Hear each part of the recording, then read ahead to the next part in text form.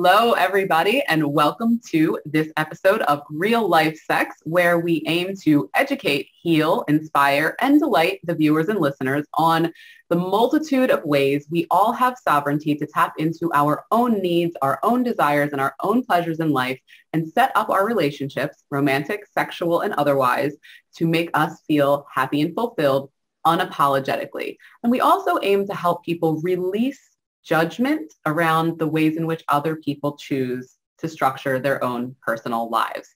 Today, I have an amazing, wonderful, bright light of a human being joining me. I'm going to read you just a little bit about Elizabeth, and then we're going to get right into the real life sex chat. So Elizabeth Peterson is an intuitive healer and intuitive coach. She is multi-passionate, and her current offerings include intuitive Reiki and sex, love, and relationship coaching. You can find her on Facebook and Instagram at Intuitive Healing Experience, where her website is linked. Elizabeth, I really just want to thank you so much for taking the time out to join me for this, what I think is a very important topic and in your day. So how are you?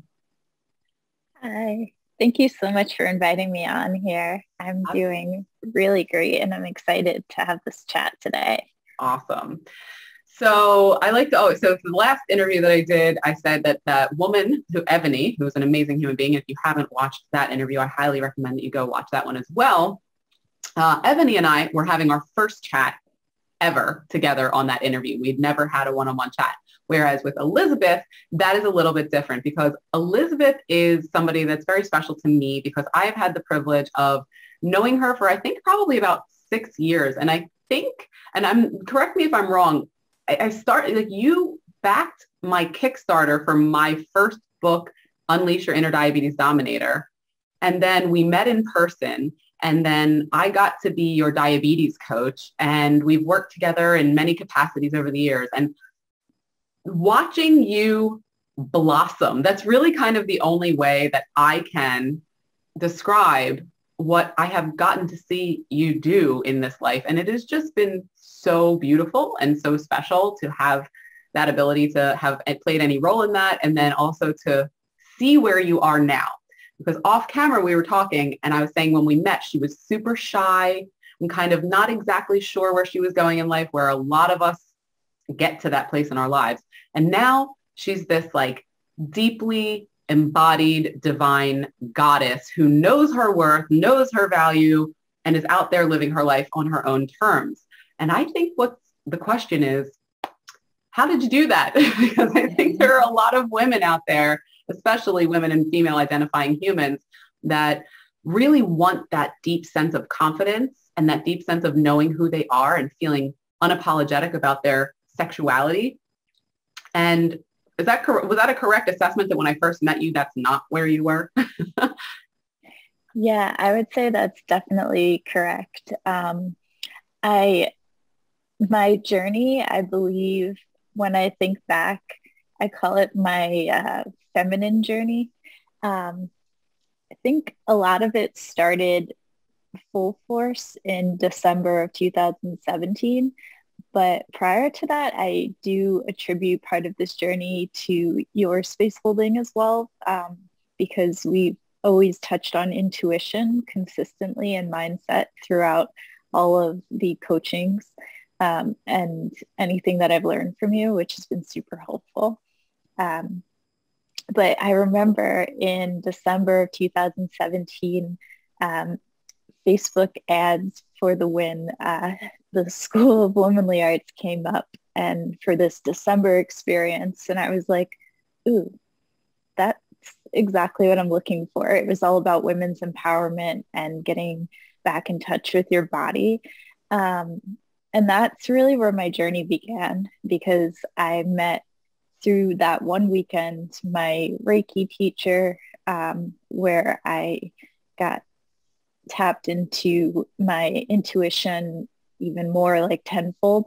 But also I was able to take several courses through since then where I've fully embraced my journey of the feminine and confidence, empowerment and such. But one particular thing that stands out to me is I was with a group of women it was either that month or maybe a couple months later, where we were doing something called a swamp, which is embodied movement and dance, where you just really release your emotions to work through first rage, grief, and then turn on. And during the course of this one swamp, I forgave my body for my diabetes. And that was a huge turning point for me of being able to really tap into what you've always taught, which is the self-love journey, and combine that with embodiment. And that's been an amazing journey that's continued. Yeah. So a couple of things. I mean, you said a lot of things that are important. And I think one of the ones that I think is so important about getting to that place of kind of shyness and uncertainty to unapologetically confident and knowing your divine feminine powers, your goddess powers, is getting around other women and female identifying humans who can support and uplift you in that transformative journey. And as you said, I've always held kind of very safe, vulnerable spaces for people to grow. And you just kind of I imagine it was kind of, so when I make decisions, like on a Facebook ad, anytime I make decisions, I tap into my sacral chakra. And it's because that's where the decision making happens. And it was like, it's either a full body yes, or it's a no. That's kind of how I say it. And so when you saw that ad, it was like, was that kind of what you felt like you knew that was going to support you? Is that? Yeah. And I didn't have the language for it back then. Yeah. Which was even better. Yeah, it exactly. was more, I just felt it probably more in my gut at the time is what I would attribute it to, but it's the same idea. Sacral chakra, pussy energy, divine feminine, like whatever it is, that's for whoever, goddess energy, god X, like that's exactly what it was for me. Yeah. And the dancing and so going through a training like that or an experience like that, did you have any reservations, or were you, when you got there, was it just like a full out, I'm committed, I'm going to do, how did that work? Because I know it can be tough. So I was really like scared, actually. Like remember we got to the lunch break, and before that we had done some sort of exercise having to do with eye contact, and that was difficult for me at the time. And all of a sudden I was standing there, I'm like, who the hell am I going to go to lunch with? I'm standing in the midst of like thousands of women, and I'm literally just like a little bit frozen. And then all of a sudden my current Reiki teacher turns to me and goes, oh, do you want to join us for lunch? And I was like, yes, please. And I ended up joining the later programs that same night. And it was also it was the birthday, what would have been the birthday of my great aunt who had passed away, who had left me a portion of money. And I chose to honor her in that moment by using a portion of that to pay for the next experience and course that I did, which led me on my journey. But I also ended up doing my teacher's program simultaneously and starting grad school simultaneously. I remember so basically, yeah, it was like 3 things that were like personal development, professional development, but then also intuitive development. And it was all at the same time, all starting in January of 2018. So I kind of like went all in and just like went from there. Yeah. And the journey itself, it's very emotionally taxing at times. So I wouldn't say the entire journey was all like, I remember a specific part that I can't give concrete details on because it's like specific to the program. But in this particular part of the program, they give some people a second chance to do something. And I was one of the people that took that second chance. And that was like a life-changing moment for me as well. Yeah. Of really like embracing myself.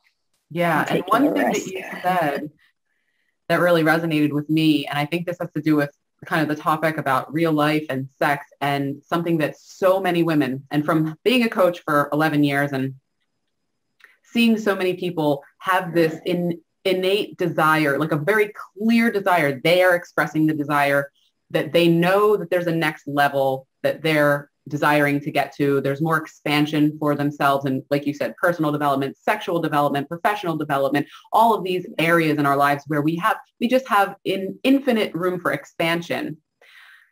But the biggest challenge that I find that women specifically have is investing money, time, and effort and attention into only themselves. And so when you said I went all in on you went all in on yourself. And I just want to highlight for you and also for the people watching, that's the thing that's going to get you to the next level. Sitting back and telling yourself that it's not okay for you to invest money, time, effort, energy, and attention only on things that are going to develop yourself, your intuitive abilities. That's going to keep you where you are, which is in that kind of people pleasing, putting your desires, your pleasures, the things that give you excitement at the bottom of the list. And oftentimes when they're at the bottom of the list, they don't even get any attention. They might as well just be hanging off the page because that. And so was that something, investing in yourself? Is that something that you have always had the kind of drive to do, or like, how do you view that, just out of curiosity? That's a really good question. So I know that I have had, I want to say, 2 moments in my life where I have felt on the verge of feeling what I could label depressed. And I remember the first time that happened was in the end of college. And I was like, I never want to feel this way again. And the second time it happened was in, I want to say 2016, right as I started to feel things. And I was like, oh, wait a second. These are those same feelings that are surfacing. So this is not where I should be in this moment. And it was directly after that happened that I was able to leave the job that I was in, apply for grad school, go on that road trip to a diabetes conference where I got to meet you in person again, and just like all of these things. And from there, others things came in. So I think that the circumstances of me investing in myself in terms of conferences, that was pretty normal for me. I'm that person that would be like, oh, it's a weekend, I'm going to go to a conference. But doing like pure personal development was more through books. But it was worth it. But I will also put in there that I was privileged enough to have the means left to me to be able to do these things. So it's not the case for everyone. But at the same time, there's this beautiful phrase that I love that was said to me, where my abundance stems from an infinite source, knowing that. Preach. Yeah. So even though I was given that in that moment, it is completely possible at the same time because everything is abundance and energy. Yeah. So yeah, so I would say in terms of like personal, it was more books up until that point, but this felt like a hell yes. Yeah, exactly. And I love that you said that. And I kind of actually want to touch back on the money aspect of this whole thing later, because I have come to find in my work that our ability and willingness to accept and embrace our desires and pleasures, and without guilt, without shame, without any kind of negative veil placed over it, is directly proportional to our ability to receive the pleasure of money.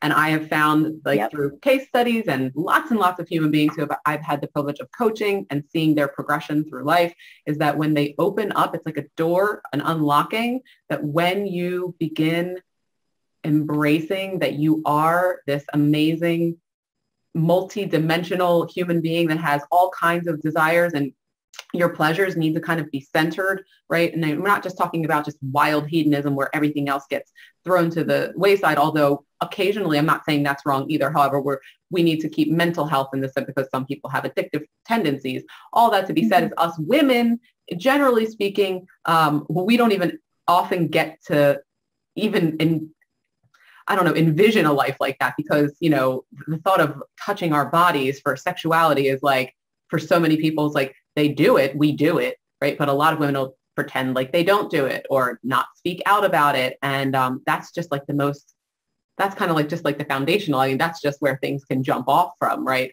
So I'll touch on that a little bit later, but tell me a little bit more about, let's like talk about sex and sexuality and things like that.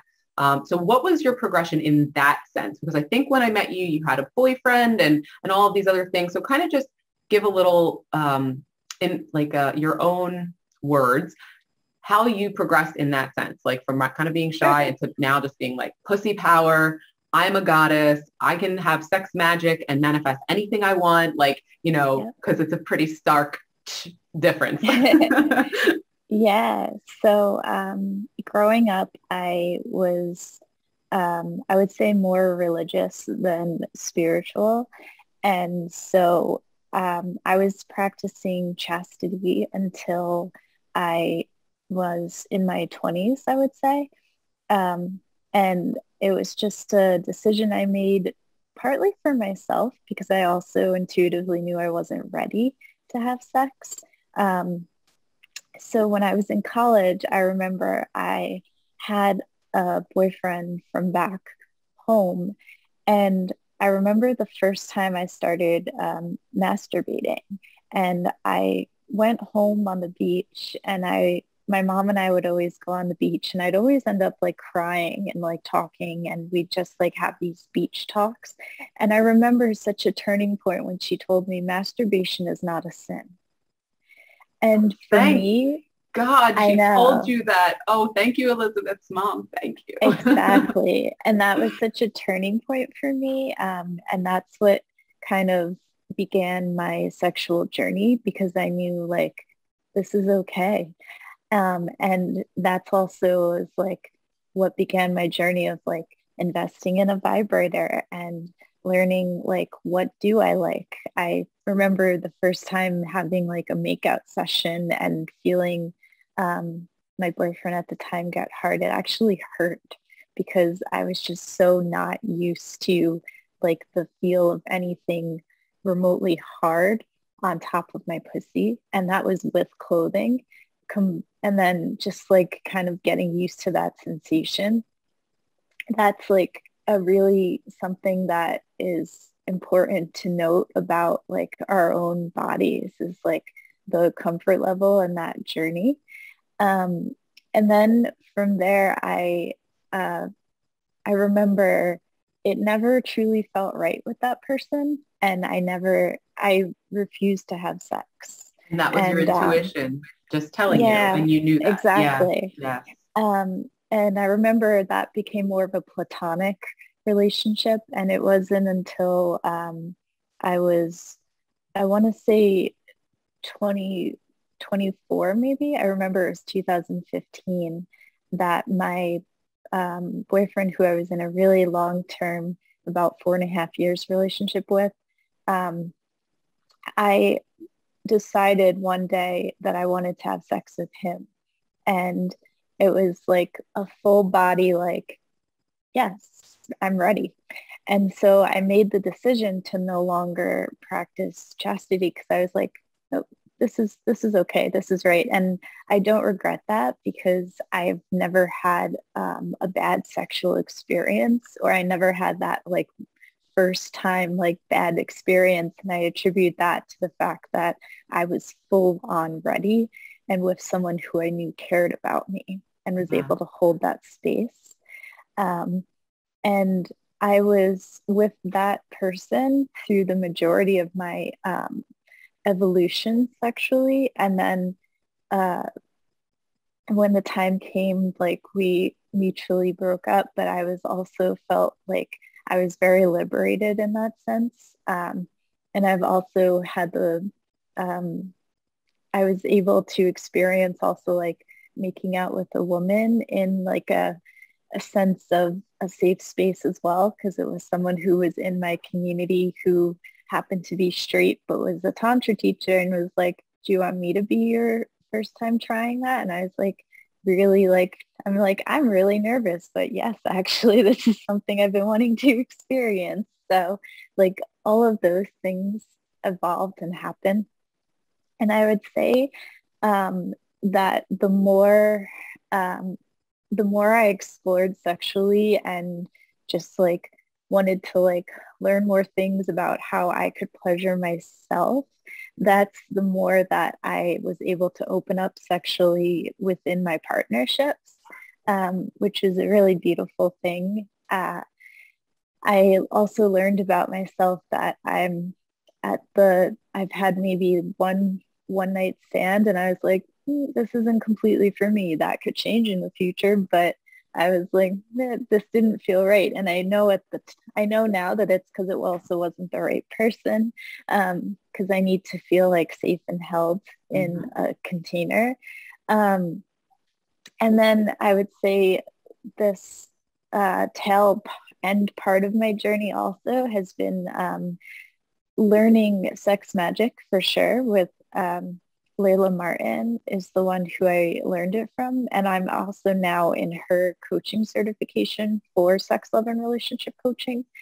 And I also have a coach who also has type 1 diabetes, also graduated from her program, who I've randomly met at the 2018 New York City Poetry Festival when she was like, hey, Dexcom. And that's how we connected. And I've followed her ever since. Who between Layla Martin and her, I finally have become comfortable with breath work. And I've also attended one of Jaya's conferences, which I learned about the erotic blueprints.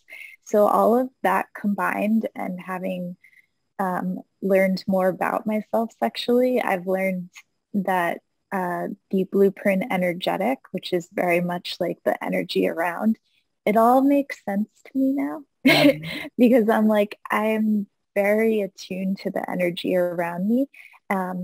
And knowing all of that means that I'm now able to like have the type of extended orgasm where it's like, I'm just continuously shaking. And for me, that's still considered an orgasm for me because it's energy. Yeah, it's all energy. Yeah. Yeah. So Wow. that's kind of been my journey so far. That's so beautiful. And I really appreciate you sharing that. And I think kind of at the core of all of this is that you were willing and able to continually honor your knowing yourself better and better. First, it started with mindset stuff, and then you dropped into the body stuff, right? Which is kind of what my new program that's launching on October 11th is all about, is body love, deep body love, and releasing all of these kind of narratives that kind of demonize the sexuality of a woman. And I kind of I'm going to share now, like for kind of a contrast, because your story is so beautiful.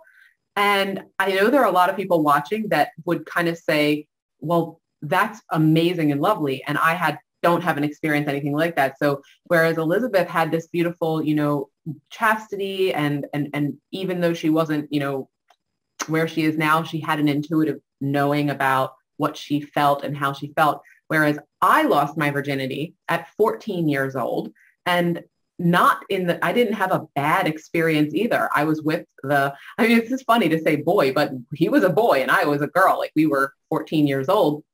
But we had been together for 2 years.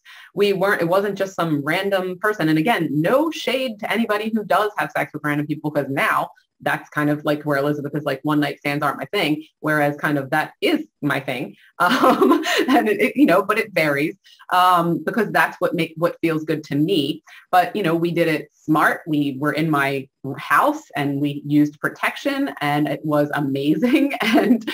And so the kind of just to show the beautiful contrast where you have your experience and I have my experience and they're completely different and neither one of them is wrong. They're both right. Yeah. And that's the highlight I want to make. So whoever's watching this, if you're watching this and you're thinking, well, my experience isn't like Elizabeth's or my experience isn't like Danielle's, but that's not the point. Your experience is your experience.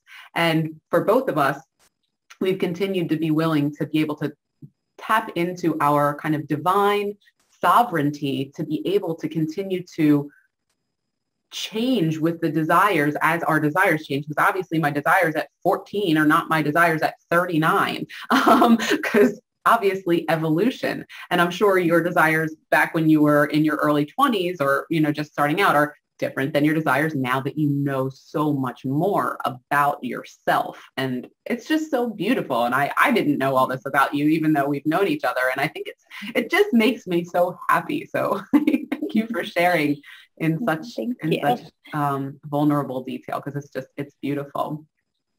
And so, yeah, go ahead. There's actually one other part that I think played a big role for me. After listening to what you were saying, I realized this. Our romance novels or sex scenes in books. I am like such a reader. So honestly, I think my very, very, very first step into sexuality was reading about it. Me too. Yeah. And I still, like, now I read BDSM romance novels. And that's just like, I know about myself that I enjoy like being like restricted or something like that. And it's something I love exploring more. And also what I also realized is that breath work is what brought out the energetic orgasm. And I learned that with my most recent partner. So those are just like, I think what you were saying about that evolution is, I don't know that I would have been able to like go from here to here. I needed to have the in between. And that's what you're just saying about those desires changing. So absolutely. That resonated. Yeah, beautiful. Yeah, I thank you for that. And that's what another thing I kind of want to highlight just through this series is that just because, if you're in a relationship, or even if you're not, or if you're communing with yourself, if you're masturbating, if you're giving yourself self-pleasure, or if you're sharing that energy with another person or persons, just because at some point in your life, the thing that you were doing then was the thing that brought you the pleasure, it does not mean that as you continue through your life day to day, that's going to be, and it could be the next day. It could be that day, Saturday you wanted X and Sunday you wanted Y. And I think that is really important, because especially women, they're like, oh, what's wrong with me? I thought I liked this, and I thought I liked this, and now I don't seem to like it. It must be something wrong with me. And in fact, no, everything is right with you. The only wrong thing is that we're so conditioned to question our own pleasure. And that is at the core of why things are wrong. Let's just leave it at that. Overall, not everywhere, but in the majority of women's expressiveness in their sexuality in the world that we live in today, there's a lot wrong. And I'm hoping that with this continuing to talk about it, we can make little nudges to the right, to the betterment of our own honoring of our desires and our pleasures. And so, so good. This is such good stuff. My other question is, and have you noticed, kind of circling back to what I said, have you noticed since you've expanded in this way, in these ways, that your relationship with money has changed? And if the answer is no, that's okay. I'm just curious to see what your experience has been in this way. Yeah, so manifesting. That's been the huge thing for me is once I am really like expressing things from an emotional, like intuitive standpoint, I can just manifest things so easily. So I've worked with a money and mindset coach, and that's been like such a game changer for me of being able to, in wanting to launch my business, I went for the feminine professional development because I was like, I already know these people. They've been in these programs with me. I trust them to hold space. So they resonated. And it was that was such a beautiful journey and it's a journey I'm still on. I definitely have moments of like uh, kind of being, um, if I get like stressed out or triggered, I can kind of fall back on like that worry. But I also know that um, it's the subconscious thoughts that manifest. And so one thing that's been super helpful is just being aware of what my personal and business finances are doing. So like, what do I have? And by being able to be completely aware and on target with like what exactly I have like spreadsheets that have been through these different programs, and being able to track that, it makes me feel better because then I can um, kind of plan to an extent, but also trust that I have that bottom line covered. And then that's where feeling that safety allows for the manifesting to occur and for more to flow. Like I literally the other day, I was using a tool called spring cleaning where you just speak about something and someone holds space with no feedback. And it just released like charge. And I just did a general 15-minute one for 2 days in a row. And one of the things I expressed through these was really wanting to go on a road trip. And then my friend literally texted me out of the blue and was like, so do you want to come with me to our home away from home? And I was literally like, let me just reschedule two things. Yes. And it was such like a beautiful thing. So that's like a recent example, but I must say last year being in the midst of like all of these different programs that I was doing, because that's how I kept my sanity, was just doing programs and launching my business. I manifested so many things that year. And I think it's because I was completely surrounded by this beautiful energy. And there was a lot of healing that occurred in that as well. Yeah. So, and I think that actually is kind of a through line with sexuality, of having that safety first and then being able to expand. Absolutely. And I think to kind of boil down what you said, which was amazing, is that when you were willing to look at your sexuality, it opened up the space for your ability to look at your money and know what's there. Because if you're not looking at your sexuality, if you're not looking at your body, and that's another whole part of what I teach is looking at your body, telling your body how much you love it and all that other stuff. But if you're not even willing to look, the same way with your bank accounts, right? Calling it by what it is, giving it life, giving it an identity allows for that healing, allows for that expansiveness. And it's the same way with our sexuality as it is with our relationship with money. And does that right what I said, kind of to sum up what you said? Yeah, I agree, because this is a whole nother perspective to look at things through. And if I hadn't gone on this journey with my sexuality and sensuality and self-love, I don't know that it would have brought me to this exact teachings and coaches that I was meant to work with in order to now have this foundation with money and finances as well, and manifesting. Yeah, so amazing, and how everything is so interconnected. Yeah. And so I think this will kind of be like my final question, and I'm sure it'll open up other things, but you said in your previous relationship, and obviously you've had a relationship and you've had another relationship. And so how has everything that you've learned and your willingness to explore your body and your intuition and your energy and how powerful all of that divine feminine embodiment is, how has that changed the ways in which you desire to structure relationships moving forward, romantic relationships? Yeah. So I recently wrote a poem that really just came at the tail end of a breakup. And it was a poem that I feel like came from my empowered goddess who lives inside of my pussy. And I had kind of visualized this empowered goddess through a coaching session. And she's three-headed.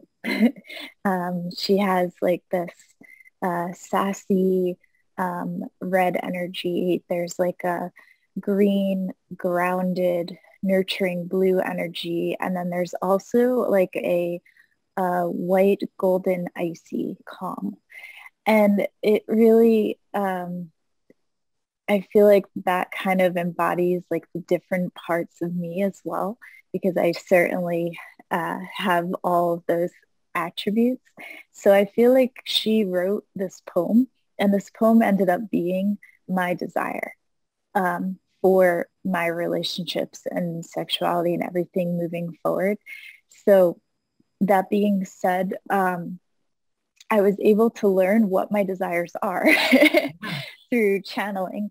And so they include one thing that I've learned about myself that I feel needs a lot more concentration is communication. It's an area that I believe the more that I work on my coaching certification and pick up more books, that will improve, as long as I'm willing to really take a look at myself, because I know that whoever I end up spending time with or having conversations with, it's a mirror. Every conversation is a mirror of like, oh, okay, that's something that's also coming up for me. This is how I may be coaching someone through it. So how am I able to utilize here the words that are going for them and utilize that for myself as well? So I know that I have always had a desire to feel completely held in relationships, which has been a consistent for me. So I know that that's important to continue. But I also know that having like a beautiful means of exploring life together and planning for things together and going on adventures together, staying open to new experiences, creating, I learned this through one of my coaches, creating agreements ahead of time. Like, yeah, just having the language to work through the times that may not be the most joyful, but as long as you have that language, I feel like that's a key component. So that's something that I know for myself, that I have heard it, and now I want to transition into putting that into practice. Yes, absolutely. And actually in July, when I was sharing all of my unapologetically July posts, when I first actually wrote about ethical non-monogamy, I mean, that I've been practicing for 15 years, but I actually wrote about it in detail. In that post is agreements. Agreements are at the core of every bit of healthy relationship communication. And I also said how I don't personally like to call them rules, because as you know, I'm a huge proponent of understanding that the language that we use and the ways in which we communicate create the energetic emotional responses in our bodies and our minds and our brains. And so when we hear the word rules, all of a sudden we feel restricted, right? Like that's just, most people feel that way. And in a relationship, you don't want to start your communication on a level of restriction. Like, it just, the energy of it is not generative. It is not expansive. And so yes, agreements are amazing. And I'm so glad you learned that from whomever you learned that from, because that is something that I teach. Again, that'll be a huge part of the upcoming program, which is called SEX, Sacred Sexual Energy Experience, is understanding how to make those agreements, and also how to understand your own languaging. Because a lot of times the chatter that's going on inside of our head is also a level of communication that we're having with ourselves, and how to bring that to a level of love, and how to bring that to a level of acceptance. And even when a lot of times the words in there may not be as loving and as accepting as we desire for them to be. Oh, this has been such an amazing conversation. Before we kind of wrap things up, is there anything else you want to add? Story, topic, anything that you want to bring up before we kind of bring it to a close? Yeah, this is something that personally I've definitely experienced myself, is that it takes a certain amount of bravery to take the first step in any of these areas. And I definitely still have moments where I need to remind myself of that. And I get to make that choice of like being brave in a moment and taking a risk. Um, but I also think it has to do with being neurologically ready for things in our nervous systems. So being able to have those moments of like holding yourself is what will then allow yourself to be held and receive that. Mm-hmm. So the bravery in conjunction with like starting with yourself is something that I'm constantly reminding myself of. And I believe that's an important thing to note for anyone who is in the midst of or starting on any of these types of journeys, is to, and I learned this from you, is like show yourself some kindness, compassion, and love, and soothe yourself if you need to. Yeah. And even getting something as simple as a feather and like feathering yourself is such a beautiful way to like open up your senses, but also calm yourself down, or just like rocking back and forth. These are all beautiful self-soothing techniques. I totally agree. And it's so interesting because Elizabeth and I actually haven't talked about my upcoming program. She doesn't know the details or the modules or anything like that, but intuitively she's touching on so many of them. And what I call that is the triple S. It's somatic self-soothing. And it's about using your many facilities, your body. And I was just talking about that yesterday, about how our body is actually energy and a bunch of nerves and nerve endings. And so often in the society that we live in, when we hear nerves, everything's like nerve pain, nerve, it hurts, it's this, it's that, my sciatic nerve, it's that. But it's like actually the nerves in our body were meant for pleasure. It's just that we've been so conditioned to see the other side of it, because of course your nerves can hurt, but we don't even scratch the surface. Certainly not in school, certainly not in college, certainly not anywhere on the job front is anybody teaching you about somatic, which just means in your body, and self-soothing. About, I was literally just saying how you could just tickle your arm like this. If you just take a few deep breaths and tickle your arm, you said with a feather, or if you don't have a feather, you can use your fingertips, and how the physiological response that occurs on a cellular level, on a neurological level inside your body is massive. We have this power, each one of us, to interact with our bodies in a way that we're just never trained to. And so that's exactly what I'm doing in my programming now. And I'm sure that's what you'll be doing in your coaching and everything like that. And I'm just so glad we're out here.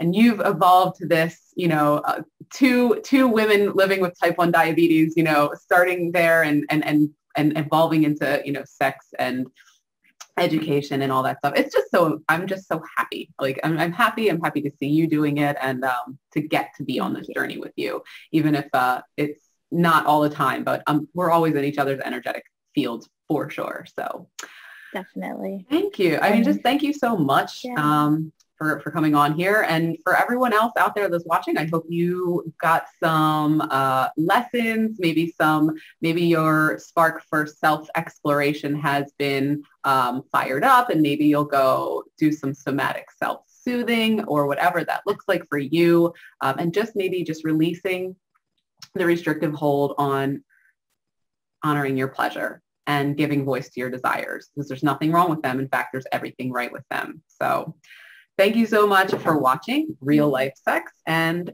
we'll see you on the next episode. Thanks so much, Elizabeth.